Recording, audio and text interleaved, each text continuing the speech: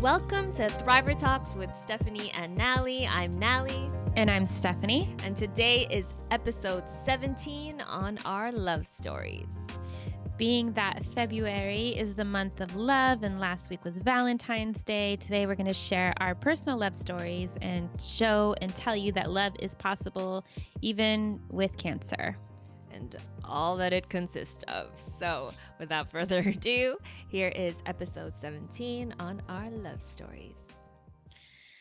So first, just a little disclaimer. I know we were supposed to post this last week, the day before Valentine's Day, but I had a little glitch in my system. So we're a little week late, but It's all good. Never late. It's always perfect timing, right? And February is the month of love, and I don't think there has to be a specific day or week to talk about love. Amen. I think the world needs a lot of love right now. Every single day. Oh, yes.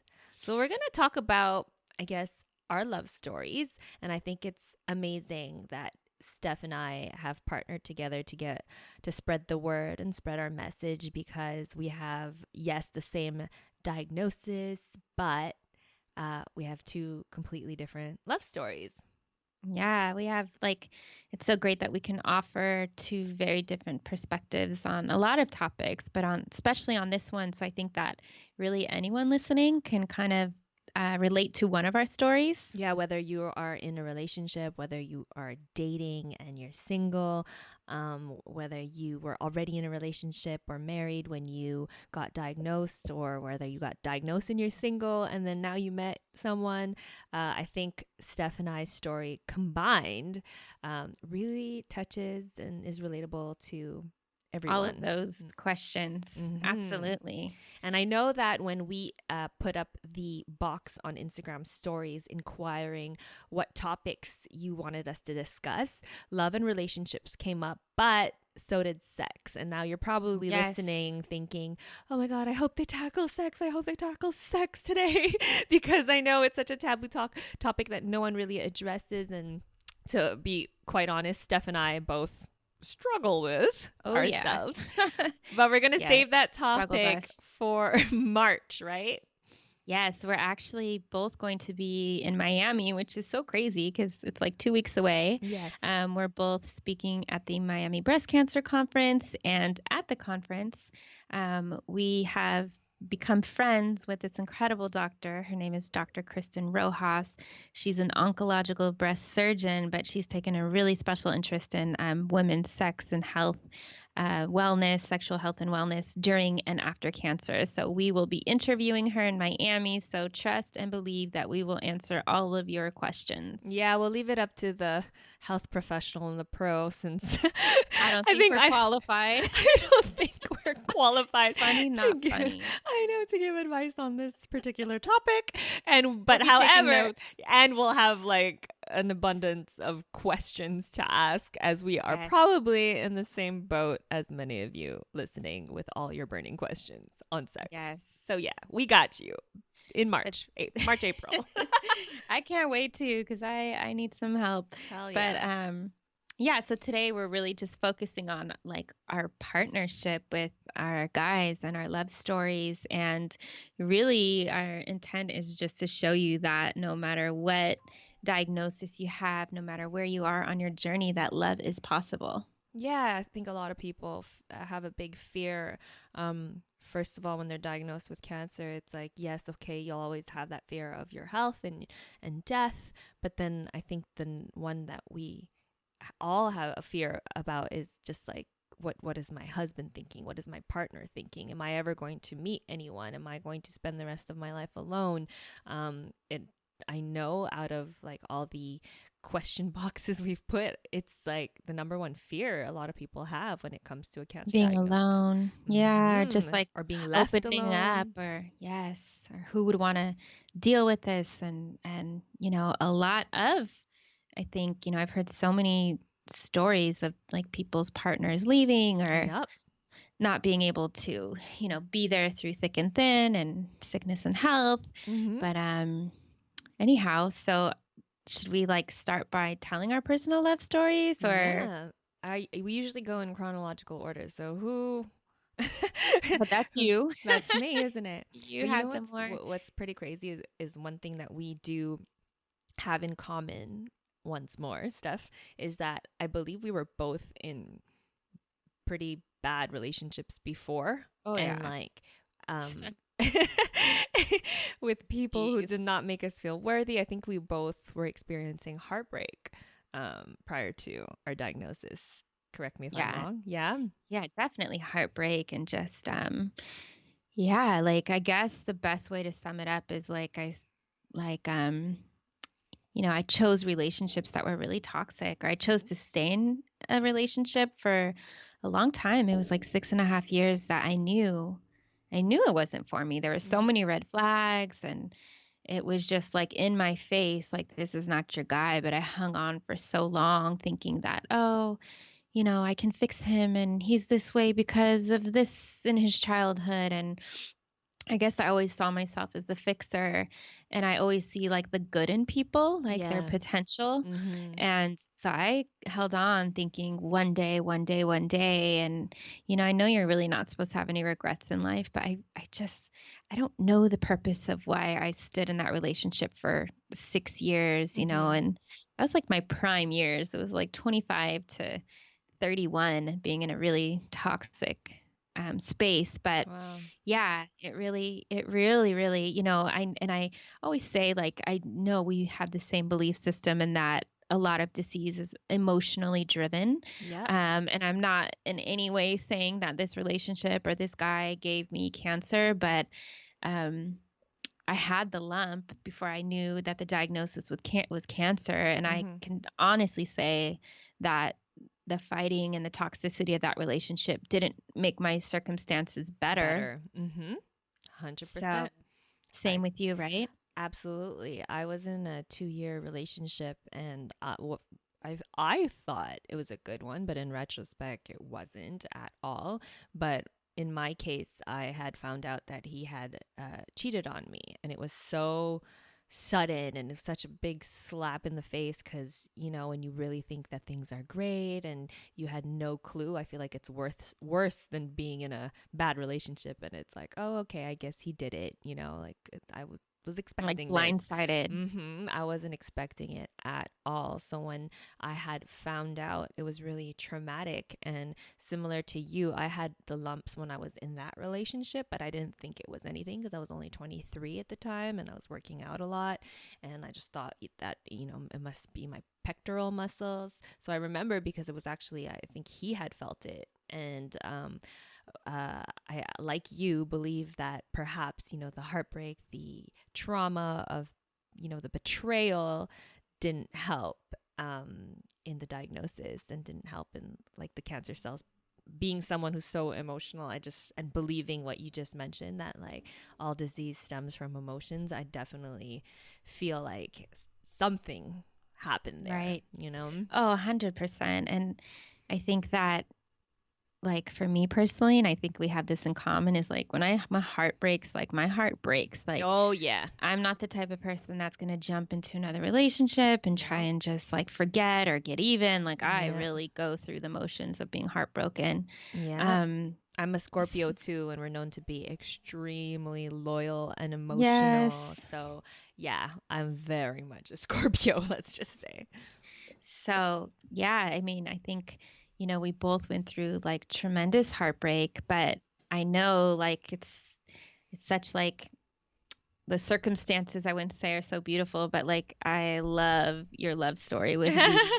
Like, honestly, like, just from like being friends now, knowing V, just I love Yeah. V as a person on his own. Like, he's so cool, and like Yeah. such a good demeanor, and he's funny and smart and all of those Yeah. wonderful things. But like, what I love most about him is how he just kind of swooped in and He has been your ride or die. did. He really did. And the way like he swooped in really it makes me feel like he's one of my angels that like swooped 100%. down from heaven to be there for me at the exact time I needed him most.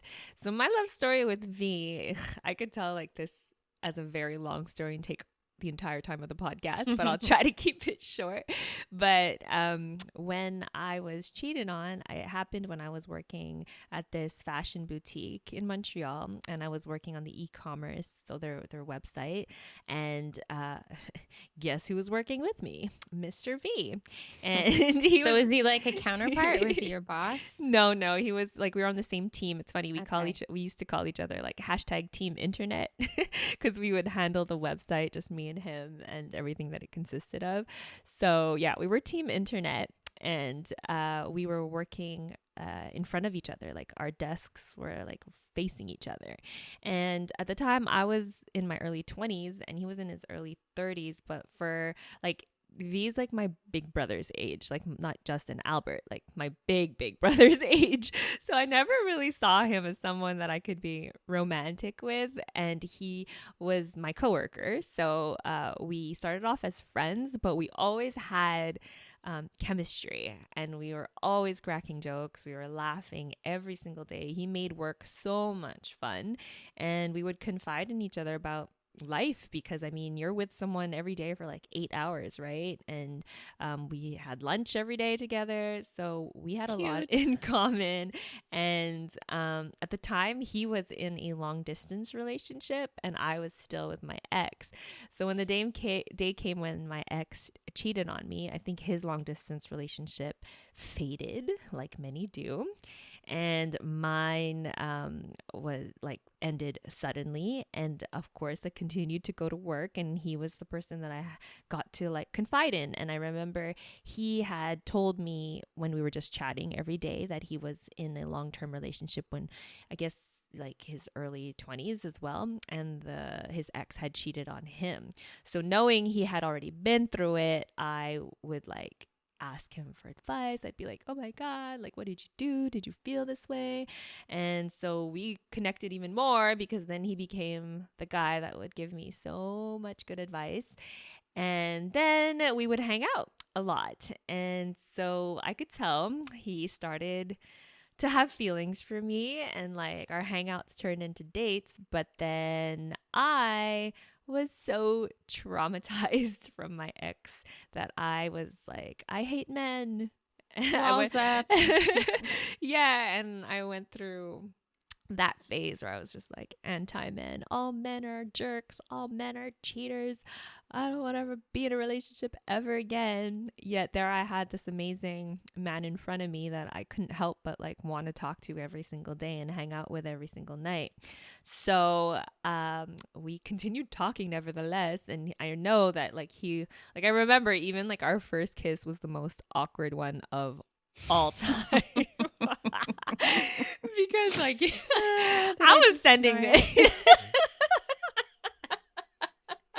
oh man, it was so bad. Oh Because like I guess I was poor V. I hope he doesn't listen to this.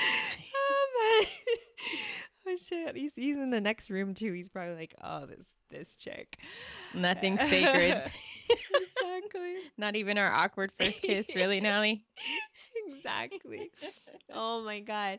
So I guess I was giving him mixed messages, and like we hadn't slept together or anything at all at that point, but we were like, I think we had a night of just like watching movies and cuddling. And then when it was time for me to go home, like he went in for like the kiss, and I was like, ah! And I kind of turned my face, so he got like the half corner of my lip to like my cheek. Yeah, exactly. Super curveball. Running down the stairs like from his apartment, just being like, oh shit, oh shit, oh shit, oh shit, oh no, no, no, because like this was literally like maybe like 2-3 months after my breakup. And like I guess I was still heartbroken too and traumatized, so I didn't know what to make of this. But yeah, we continued to talk every single day. And then one day it was like, hey, so what are you doing today? And I was like, well, just going to get a breast ultrasound, you know. And I treated it like it was like a dentist appointment, you know. It was like no big deal. But I remember he was even concerned from the get-go. He's like, do you want me to come with you? Are you okay? Do you want me to drive you? And I was like, no, I'm good. And then because he knew what I was doing, because he was the guy I spoke to every single day, like obviously he was like, so how did it go? And I'm like, not that great. They want me to come back tomorrow and do more tests for apparently a biopsy and a mammogram and all of that. So he was the first person I had no choice Wow. but to Just got update. chills. Because like, I don't know, like I obviously he was the only one who was aware of like these tests that I was going to do aside from my mom. And the day that I found out, not even the day that I think my family doctor gave me the call after the radiologist sent her the results, and she used the word probable cancer. It looks like it's probable, like the results seem cancerous. Like, it was just like, maybe we just need to do more tests.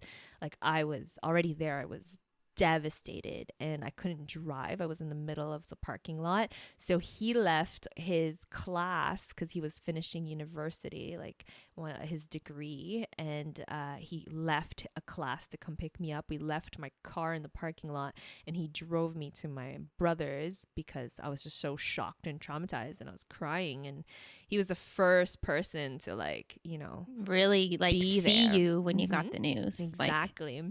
And then I'll never forget the call that he gave me when I got to my brother's condo. I was with my sister-in-law and we were talking about it because she's a nurse practitioner. And then my phone rang and I saw it was V. And I'm like, oh, like, no one knew who V was, by the way, like, because I had who's just, this guy? yeah. So I'm like, give me 2 seconds. And I answer the phone. And then V was like, I just want to let you know that I'm all in. Like, I'm in. I'm there for you, whatever you need. I'm all in. And I was like, okay. But then I was in front of my sister-in-law who had no clue who I was speaking to. So I was like, okay, thank you. And then, like, I just hung up. Like, super romantic. Like, Thank you. Thanks. Thank you so much. Thank you very much. Thank you. Thanks. Okay, bye. And then, yeah, he really was all in, and he was there every step of the way to the point where he came to my first chemo appointment, and that's how he met my family. He like just pulled a chair around the chemo chair, and there was my dad and my mom and my brothers, and everyone was like, "Who is this brown guy?" Yeah. What better way to meet my new man? Who is this brown guy sitting around us right now? Like, seriously. Like, my brothers were so confused because my brothers were quite, like, tight with my ex, too. So, like, they're just like, 3 months later, who is this guy sitting around your chemo chair? And then, yeah, there was, like, inside joke. There was several times in our little friendship, and I'm doing like my fingers going in quotation marks because it wasn't really a friendship, but I didn't want to accept that it was more. But he would always just be like, so, like, we're together, right? You're my girl, like, just like poking me and just joking because he knew I wasn't ready. And I'd be like, no, we're just friends, So there was this one night.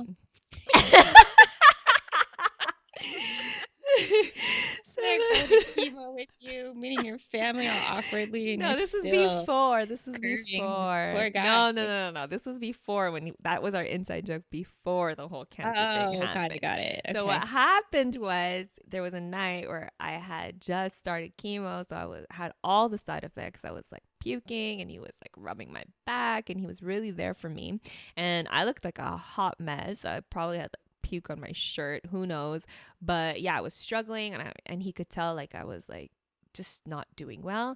And I remember that's when he was like, so you're my girl, right? Like, do you want to be my girl? We're together, right? And then I went from like crying to just bursting into laughter, and that's when I was like, yes, V, yes, we are together and I'm your girl.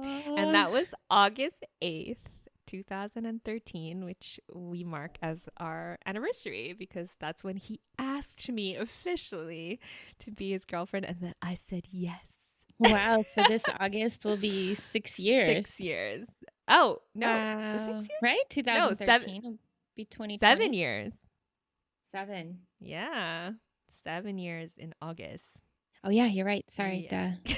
7 years. That's crazy. Yeah, so it'll be 7 years in the summer, and that's my love story. And so he's like been through everything. I think it's so important to note, just like sometimes we neglect Oh, Well, yeah. when we're in it, it's so hard to be like, well, what is, we call them co-thriver, like what are they going through? Who's Yeah. supporting them through the journey? And like Yeah. V has been on this like roller coaster ride with you For every six step of the way. years. Yeah. And it's crazy because, like, and for those who know my story, I've had a recurrence. So, like, V's been on like literally a roller coaster, the ups and downs. So when I got diagnosed at 24, he didn't know anything about cancer as much as I didn't know anything about cancer. And then a year and so after, I was in remission, and then it was great. We were celebrating. To him, it was done the same way it was done for me.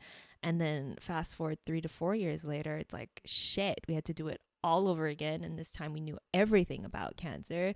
So that's like when his fear started to kick in, and it's exhausting for a co-thriver as much as it Of is for course, me. because not only do they have to be strong like for Yeah, themselves, but they have to be strong for for us us. and to like, so you have somebody to lean on. And obviously, being partners and living together, like he's your number one shoulder to lean on. Exactly.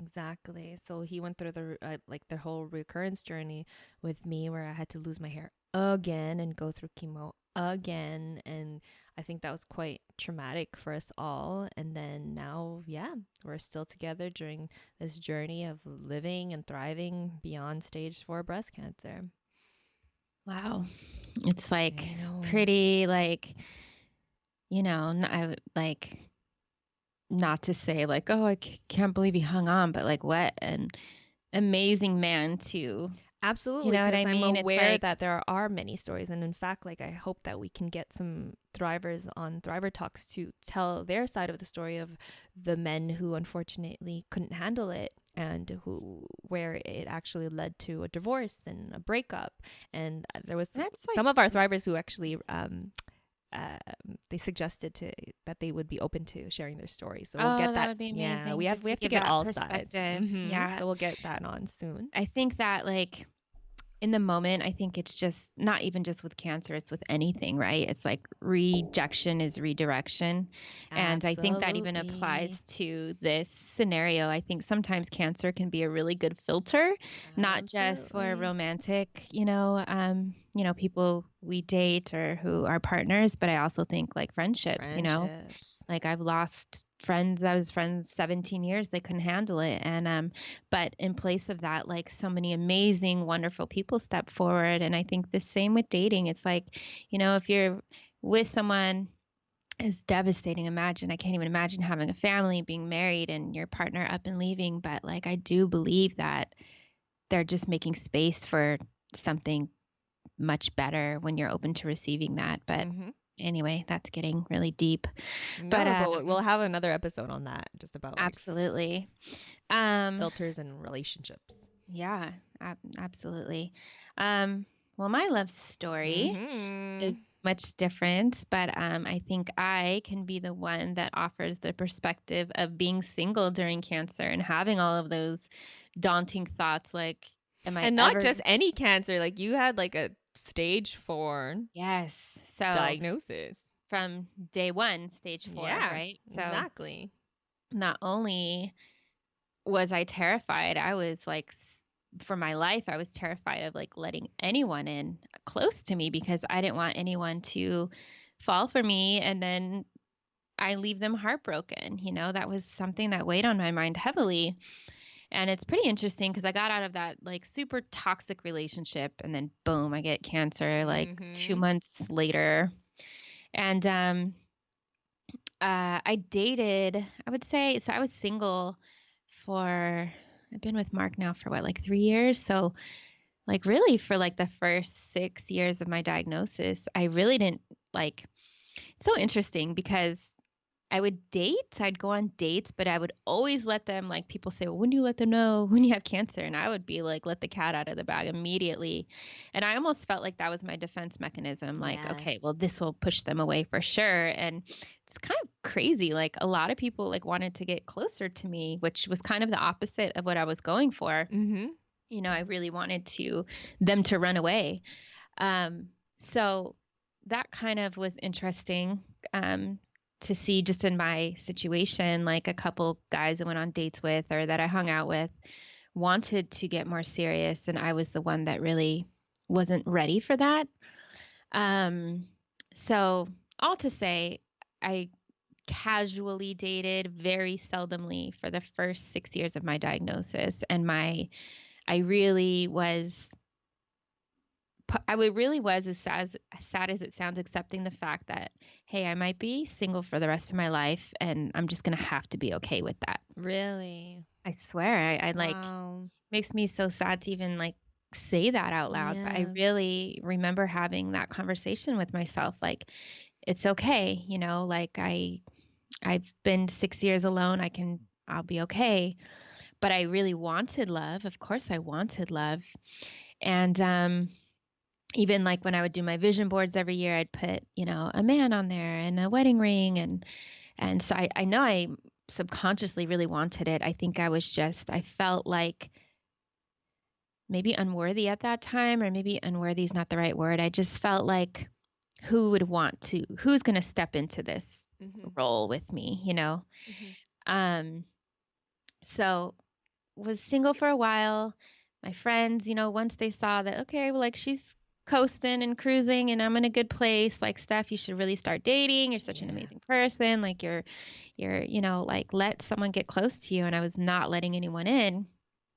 And then I want to say maybe like 4 years ago, one of my best friends, Debbie, for Christmas gave me, oh my God. I know the story. That's why I'm laughing already.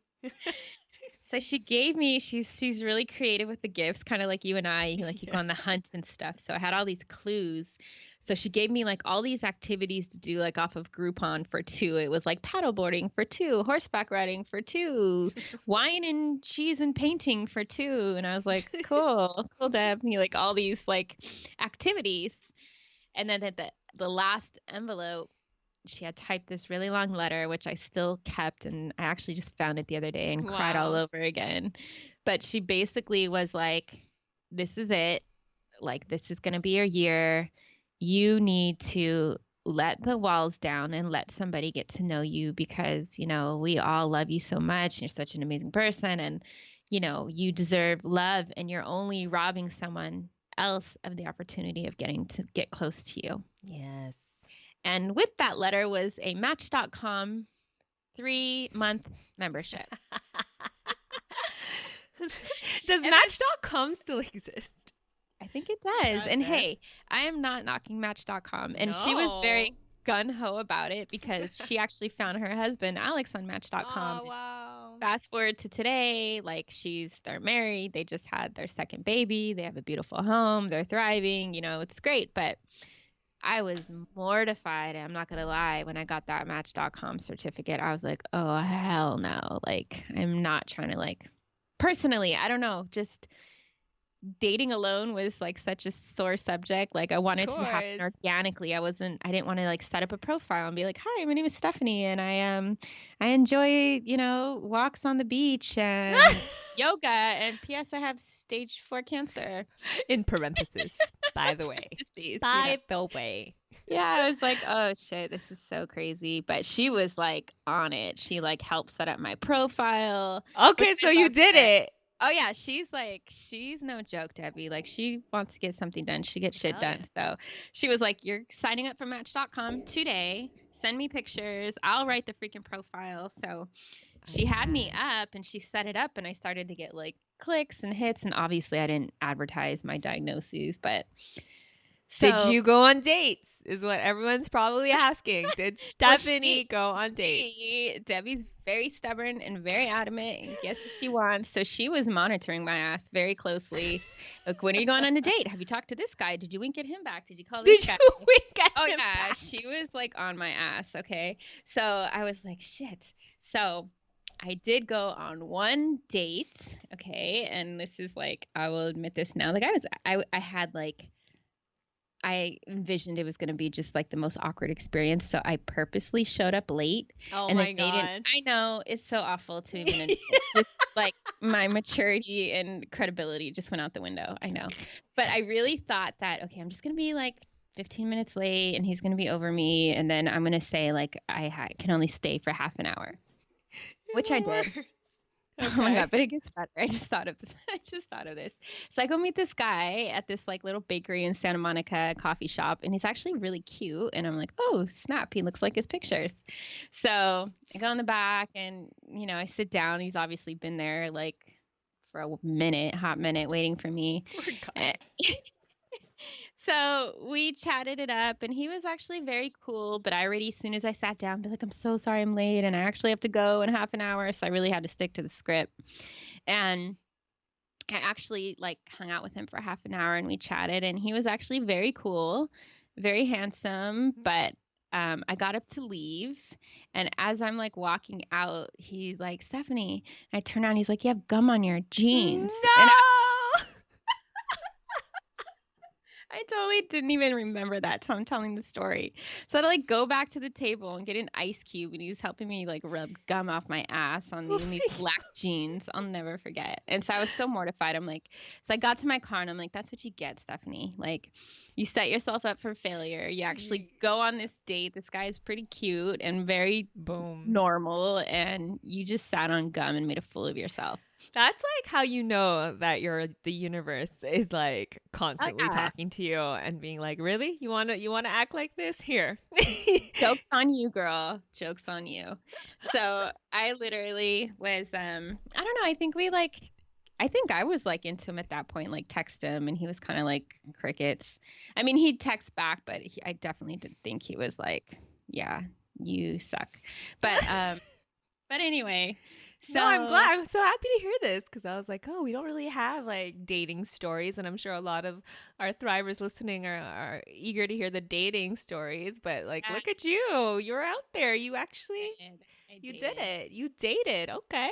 Went on a date, but from that day forward, I was like, I'm not doing this. Like, and I really just set my intention and I really prayed. I was like, please God, I'm ready to meet someone, because I was ready. And I just said, but I really, really would prefer to meet him organically because, and again, I have so many friends who fell in love on these sites, but I just really wanted to meet someone organically. So fast forward to maybe a few months after that, I was doing a lot of back and forth. I was back in LA at the time, but living in LA, but still have to go to New York to go see Dr. Wong and Dr. Borgen and do all of Right. my stuff.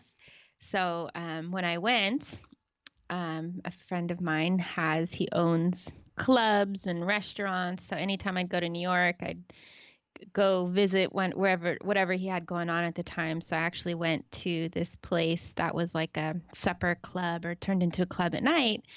And so we had dinner, my friend and I, and then we went to the back of the restaurant for dancing. And that's where I saw Mark. And for those of you well, most of you probably don't know, my boyfriend is he's a DJ, but he's also a music producer and radio guy. He's just a music guy. No, he's not just a music guy. He's an incredibly talented, Yes. successful music producer and guy.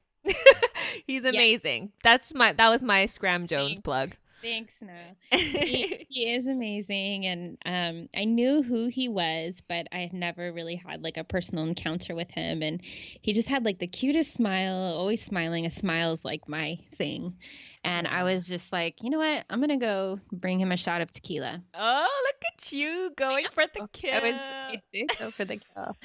So Oh my god, I can't. Just because I know, I know you guys too. Like, you know how you're like, oh, we've gotten to know each other throughout the years, and we've been on several double dates now, so it's just cute to hear this side of you going after I was Scram like, Jones.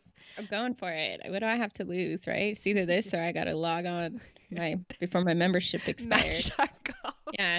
So I literally went and got him, brought him a shot of tequila. We had the shot, and I think like towards the end of the night, he had to go meet a friend over at a different club, and my friend happened to be there too. So we rode together, and long story short, we ended But up wait, rewind. So you gave him the shot, he took the shot, and then next thing you Yeah, know, he's like, let's so hang?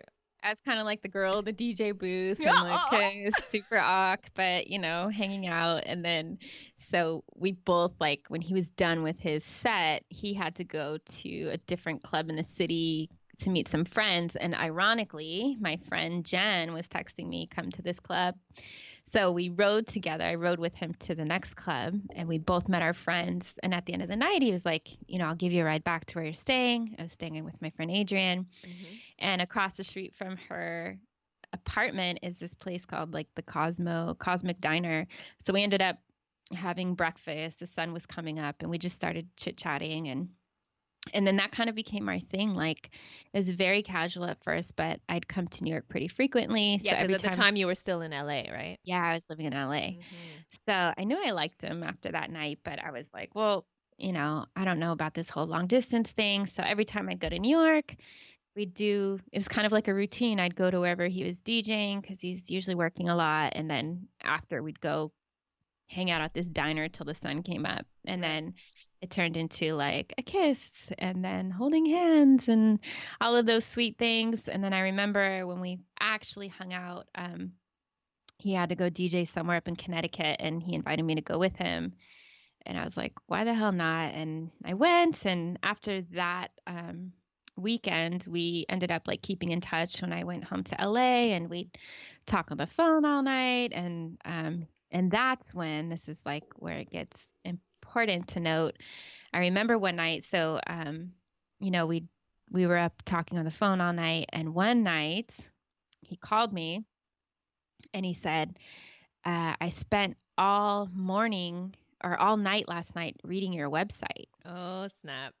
I was like, shit, like He clicked the great. link in my bio. Oh Shit. my God, I don't even know. But my heart dropped, and it's so sad because I was like really digging this guy, and I thought my website, which is stephanieseben.com, I really need to update.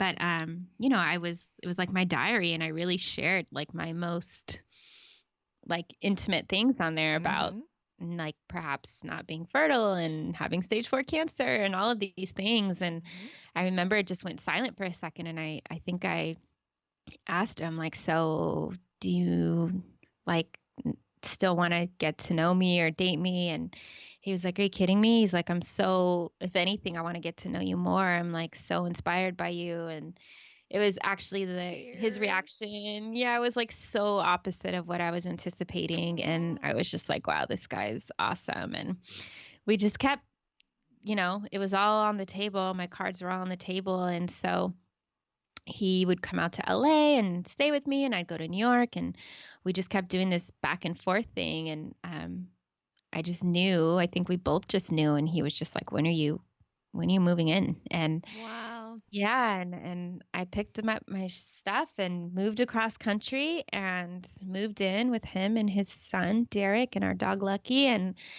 um, it was like, I know he's my guy, and we've been together 3 years now, almost 3 years.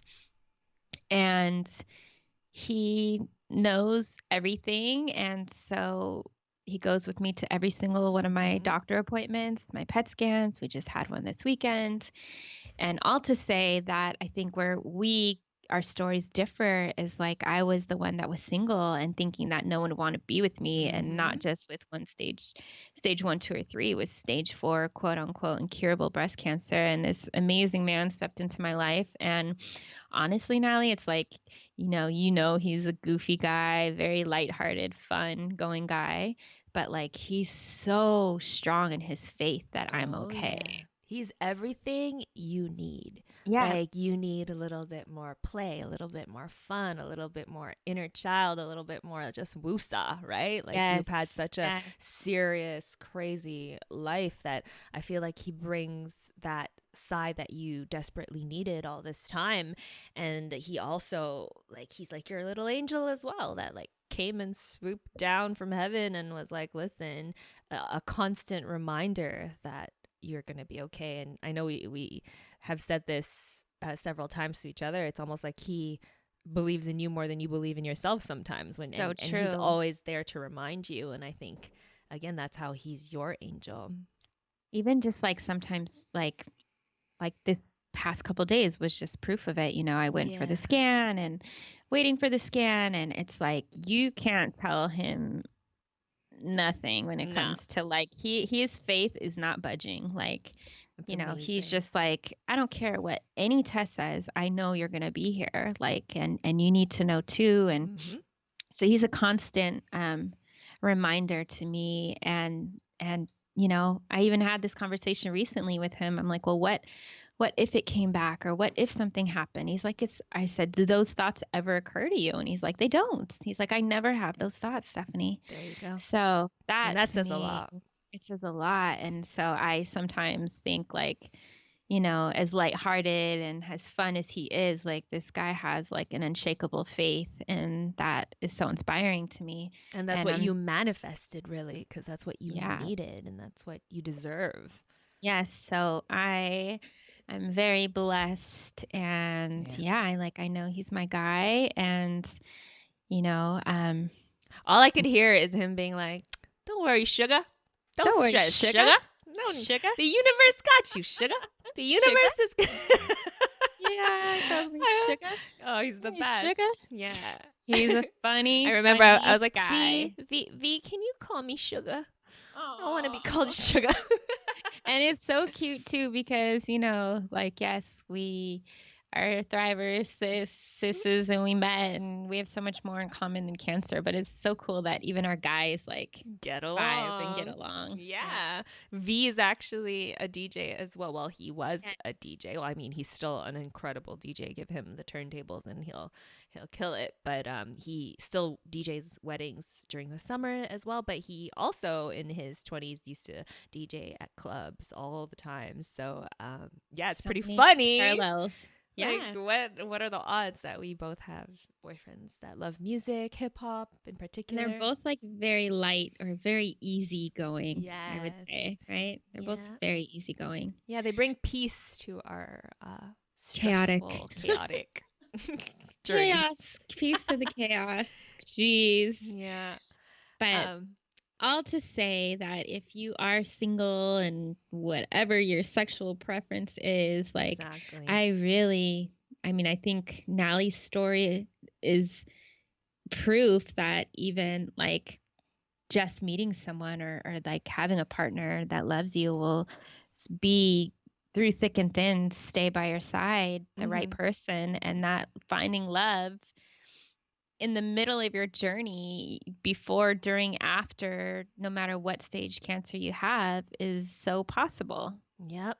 And I know we went a little bit over your time and you probably have to go soon, Steph, but I guess just to wrap this episode up, I want to ask you, like, what's your one piece of advice for someone who's single, who thinks that, like, they don't have a chance to find the perfect man as you did? What would you say?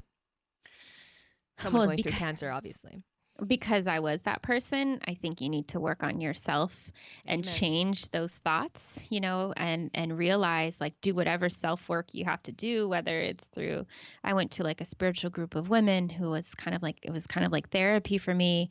And I really had to rewire my thinking and realize that, you know, none of us is guaranteed long life, or cancer, no cancer. It's like let somebody get, like, let love in, Mm-hmm. and that starts with yourself, and self-love, and working on, rewiring your thoughts, and knowing that no matter what you're going through, that you are worthy of love, and you're depriving yourself and also someone, else, from letting them love you, and just working on self-love to allow someone else in to love you as well. And I Absolutely. really think that that quote, like, oh, you complete me, you're my other half, like, I've never really resonated with that quote, Mm-hmm. because I think you have to be whole, Of and course. then the other person's whole. You're not like half a person without the other Nope. person. Nope. So yeah, I hope that answered your question. 100%. And I think it applies also to women who are already in relationships and then the diagnosis hits, it's like I think a lot of people are like, how do I stay in my relationship, how do I help my partner through this? And I think I would give the same advice, and that is like, make sure that you work on you and that you love yourself first, because that's contagious. You know, your energy is so contagious. So if you don't even love Absolutely. yourself, how could your partner love you? And it's the same thing in terms of believing in yourself. If you believe in yourself and you know you're going to make this 100%. through, then that's going to rub off onto your partner, and your partner is going to believe in you too. And I feel like that's how my relationship with V is. And for the several times that I did interview him every Valentine's Day for V Day, which you guys need to go on my YouTube channel and watch Yes, all so good. 4 to 5 videos that we've made in the past years, but to get more insight on our advice for couples coping with cancer. But V always says that the reason why it didn't really affect him was he'll always say, like, you didn't change, you didn't really change, your personality didn't change. Yes, your physique may have changed, you may have lost your hair, but because you were always so hopeful and positive and always so fun, like, it didn't really affect our relationship or our life, because I felt like I was still dating the same girl that I met at work who would make me laugh every day. So before, you know, you're afraid about your relationship and what your husband or your boyfriend or your girlfriend or whatever partner you're with, if you're scared that they're gonna leave you, like, I think it's important to check, like, with yourself, like, what can you do and to make this a more loving and fruitful relationship, and more like what's going on with your energy. You know, I feel like it's really important that you do some inner work first, and then sometimes you do that work, and then sometimes the person's just incapable of handling it, and that's okay too. You know, it's not always going to be in your control either, but like Steph said, there's going to be, like, sometimes cancer is a teacher, but it's also a filter, and Yes. sometimes it'll help you get rid of people who are not meant to be in your life anyway. So I guess So that would be true. my I always feel advice. like the universe is working for our highest good, even when we're scratching our heads, like, how in the hell is this working for my highest good? But I do believe that. Yeah, I hope we've inspired you to let love Yes. in, right? Yes, let love in and live in love. All right, well, we're going to wrap up this episode, and we hope that this has served you. And please do share this episode if you know somebody who's in need of a little pick-me-up or some advice when it comes to love and cancer, adversity. Please share this with them, and sign up to our website if you haven't already. It's www.thethriversguide.com. We'll be in your inbox every week, so you can be the first to know about all of our new Thriver Talk episodes. We are on all major podcast platforms, and it would mean the world to us if you would rate and review us too. And don't forget, where there's a thriver's will, there's a thriver's way. Like sending a guy a tequila shot when you think he's cute. We'll talk to you on the next one. See you next week. Bye. Bye.